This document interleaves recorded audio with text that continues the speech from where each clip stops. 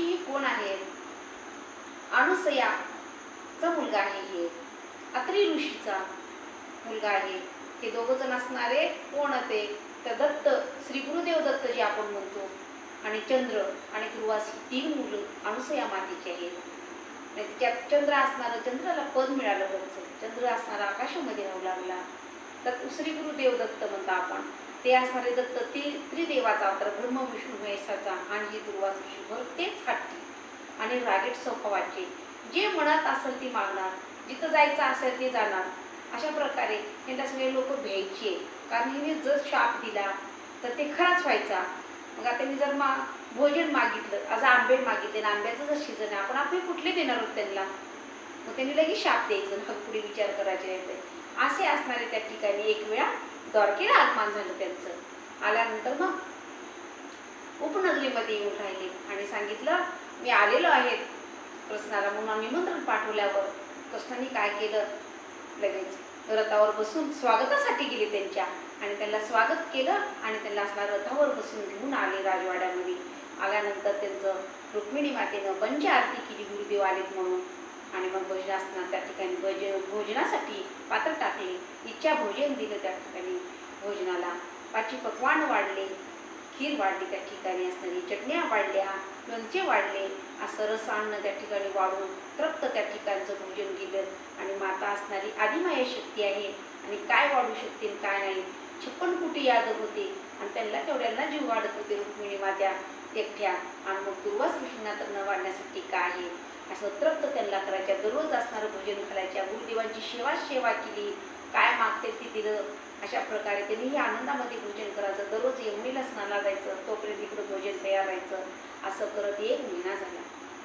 आणि मग त्यांची जायची तयारी झाली, नावच घेऊन ऐकले जायचं. दररोज काय मागते काय नाही सगळं मनामधलं कृष्ण भगवंतांनी ओळखायचं, आणि मातेला येऊन सांगायचं, आज हे मागते बघ त्यांनी. मग त्या माता काय करायच्या, ते भोजन तयार करायच्या, आणि सर्व असणार त्या ठिकाणी आले की वाढायचं, तृप्त व्हायचे, आनंदानं भोजन करायचे कृष्ण भगवंतासोबत. आनंद वाटायचा, आनंद राहिला की सगळ्याला आनंद वाटू लागला. पण एक दिवशी आता त्यांना काहीतरी का होईना कळ काढायची आहे, काहीतरी दाखवून द्यायचं आहे. अशा प्रकारे गेले आणि यमुनेला स्नान केलं, तिकडंच बसले. 10 वाजले, 11 वाजले, 12 वाजले, भोजनाचा टाईम निघून गेला, ते आलीच नाही. मग आले, देवाने सांगितलं, रुक्मिणी आज तू काय करतेस भोजनासाठी? आज गुरुदेव काय माघारी यायचा विचार नाही बघ, आणि आता आल्यानंतर जेवणात तुला खीर मागतील, आणि ती खीर तुला तयार करणं आवड होईल. मग तू भरपूर अशी खीर शिजवून ठेव. आणि मग दुर्वास ऋषीचं तेच हट्ट होता, आता जायचं आणि आज काय मागायचं, आज काय मागायचं. दररोज रुक्मिणी मला नाही तेवढं जेवायला जाऊ लागली आहे, कसा हट्ट पुरवायचा, तिला कसा शाप द्यायचा, काय करायचं, ही विचार करत रुक्मिणी बसलेली होती वाळवंटामध्ये. आणि तेवढ्यामध्ये लगेच घरला स्वारी आली.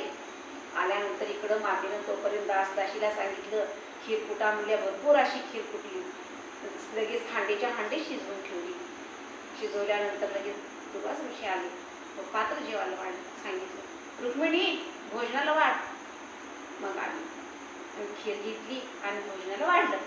वाढल्यानंतर असं विचित्र घटना केल्या तिने त्या ठिकाणी, रुक्मिणी मातेचीच वेणी ओढली धरून, आणि तिला खाली बसवलं मातेला.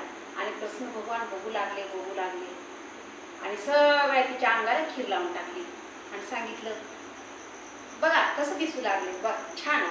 कृष्ण म्हणते छान आहे. आणि गुरुदेवाने हाताला लावली, पायाला लावली, तिच्या तोंडाला बी लावली, केसाला लावली, तरी पण माता हसूच लागल्या. मातेला बी माहीत होतं हा हट्टी आहे, हे काय तर करणार आहे विपरीत करणे, म्हणसाठी माता बी छान आहे छान आहे. आणि मग कृष्ण म्हणाले, छान दिसलाय गुरुदेव. मग उचलली ती खिरीची वाटी आणि कृष्णाच्या पण अंगाला लावली. आता काय करावं म्हणले, कृष्णाने बी गप्प बसली त्या ठिकाणी. गुरुदेवाचा प्रसाद म्हणले. असं केलं, सगळ्या अंगाला लावली आणि लावून घेतली, परत तळपायला नाही लागली. का तर गुरुदेवाचा प्रसाद आहे म्हणले, अपमान करू नये हे असं म्हणत मग 2 जणांनी म्हणले, आता हे मला रथाला झोपायचं म्हणजे. हे असेच 2 जण रथाला झोपले आणि रथ घेऊन जाऊ लागले. देव बघू लागले सगळे जण, ही काय करते, ही काय करते, ही राजा आहे कृष्ण म्हणजे आपल्या नगरीचा. आणि घोड्यावर असं घोड्यासारखं झोपले 2 जण, एक फोटून मेला, एक फोटून कृष्णा, असं काय केलं हे कृत्य. हे सगळेजण हसू लागले, बघू लागले देवाचं, ही गुरुदेवाचं काय चाललंय काय नाही, असं करत रथ आणलेला विशी कशी आणलं. सगळे लोक आले, पाहू लागले. असंच रथ ओढत ओढत रथ नेला. त्यावेळेस रुक्मिणी मातेला तहान लागला रथ ओढून. आणि मग आता रथाला तहान लागल्यानंतर मातेनं कृष्णाकडे पाठवलं.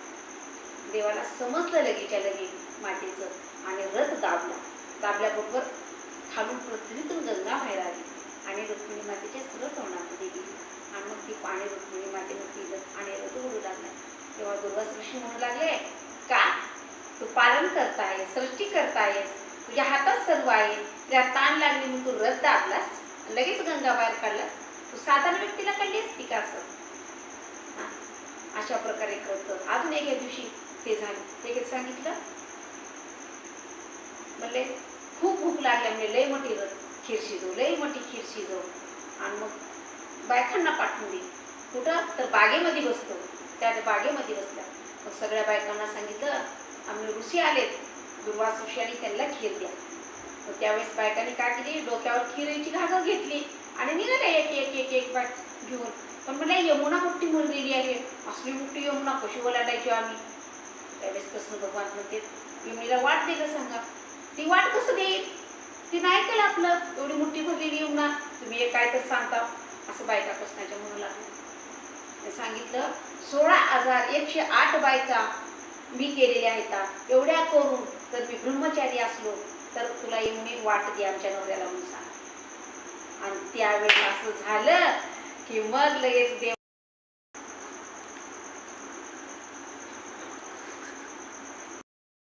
16,108 बायका जर असणार मी करून जर ब्रह्मचारी असलो तरी म्हणे वाट दे म्हणल्याबरोबर सगळ्या खो खो खो खो हसू लागल्या आणि मग डोक्यावर घागरी घेतल्या आणि असणाऱ्या यमुनेच्या काठाला आल्या. आणि यमुनेला सांगितलं तेव्हा आमच्या कृष्णाने शपथ घातली आहे आणि आम्ही जर एवढ्या बायका असून जर ब्रह्मचारी असला 16,108 बायका तर वाट दे म्हणून सांगितले. म्हणल्या बरोबर यमुनेनं असणारा पाऊल रस्ता दिला. आणि मग त्या पाऊल रस्त्यामुळे सगळ्या गेल्या आणि असणारी मग तेवढी खीर असणारी दुर्वास ऋषीला दिली. दुर्वास ऋषीने खाल्लं आणि यमुना साफ. त्यावेळेस सांगितलं आता देवा आम्ही घरला कसं जायचं द्वारकेला, यमुना नदी गच भरली आहे. दुर्वास ऋषी म्हणते 27 खंड्या अन्न खाऊन जर दुर्वास उपाशी असला तर यमुने वाट देईल. आता जोडणी म्हणू लागल्या नवऱ्यानं असं सांगितलं, दुर्वास ऋषी असं म्हणते, आता काय करावं लागेल, चला बघू तर काय चमत्कार यांचा, असं म्हणल्या. हसू लागल्या निघाले. मग सांगितलं यमुनेला 27 खंड्या जर खीर खाल्ली आणि जर दुर्वास ऋषी उपाशी असले अजून तर यमुने आम्हाला रस्ता दे म्हणल्याबरोबर तर यमुना अशी फाकली की बरोबर एक गाडी रस्ताच तरी कामा जरा थोडा सुद्धा तिथं पाणी राहिलेलं नाही. आणि मग गौरीला आश्चर्य वाटलं, खरंच देवाचा महिमा लई श्रेष्ठ आहे म्हणजे त्या ठिकाणी. आणि मग निघाल्या आणि कुठं आल्या तर द्वारकेला आल्या आणि आम्ही हे काम केले असं म्हणून. आणि मग नंतर तिकडे रथ निघालेला आहे आणि दुर्वास ऋषी असणारं दोघं जणांना झोपलेले आहेत, घेऊन चाललेले आहेत आणि अरण्यामध्ये नेलं, अरण्याच्या रस्त्याजवळ नेलं आणि तिथं रथ थांबवला आणि सांगितलं उतरले आणि आशीर्वाद दिला, तृप्त झाली आणि मला भरपूर असं तू भोजन खावास, मी तृप्त झालो.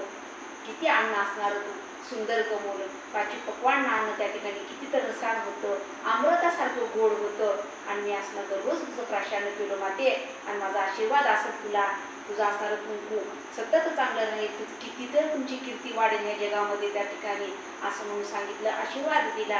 आणि कृष्णाला सांगितलं कृष्णा तू माझी खीर सर्व अंगाला लावलास, ती छान केलास तर का माझी खीर सगळ्या अंगाला लावल्यामुळं तुला कुठेही बाण लागणार नाही, कुणाचाही बाणाचं तुला नुकसान होणार नाही. आणि आता मोठं असणारं पांडव युद्ध करणार आहे तर महाभारतचं मोठं युद्ध होणार आहे आणि त्या ठिकाणी युद्ध झाल्यानंतर सर्व अंगाला तुझ्या खीर लावल्यामुळं कसलाही त्रास होणार नाही, तू विजयी होशील असा आशीर्वाद दिला. पण एकच सांगितलं की तू तडपायला असणारी माझी खीर लावला नाहीस म्हणून शेवटी तुला तडपायला बाण लागणार, तुला अवतार बदलावं लागणार, तू का तिथं खीर लावली नाहीस. तर देव सांगते देवा चुकलं माझं आणि गुरुची खीर आहे, हा प्रसाद आहे, मग हा प्रसाद पायाला कसा लावा म्हणून मी लावलं नाही, तर तुला शेवटी असणारं पायाला बाण लागणार तो अवतार बदलला असं त्या ठिकाणी दुर्वास ऋषीनं सांगितलं. आणि कृष्ण भगवंताला आशीर्वाद दिला आणि दुर्वास ऋषी आकाशमध्ये निघून गेले. त्या ठिकाणी माझी कथा दररोज असणारी गोड घेऊन येणार आहे.